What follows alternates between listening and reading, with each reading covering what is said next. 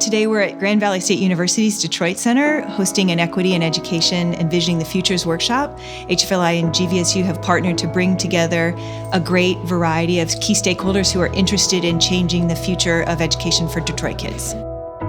Today we got to work through some workshops focusing on design and what a future Detroit education ecosystem would look like.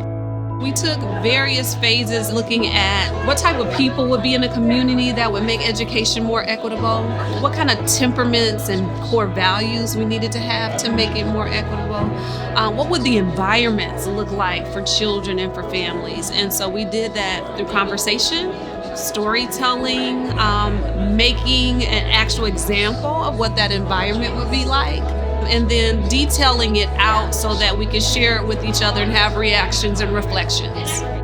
My group talked about empathy and being authentic and being people-centered and healing. And I thought those core values were some of the most important things that we talked about today and things that we can actually put into action today if we start practicing those core values.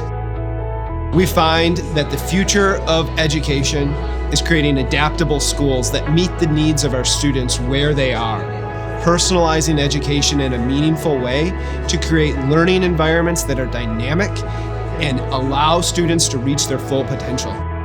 One of the things we know is that we cannot approach an intractable problem like inequity in education alone. We need to make sure that we bring diverse partners to the table, like Grand Valley State University, like Detroit Public Schools, like other educators throughout the city, in order to make sure that we think about kids from a range of perspectives and leverage the resources, skills, and talents of members of our community to a better future.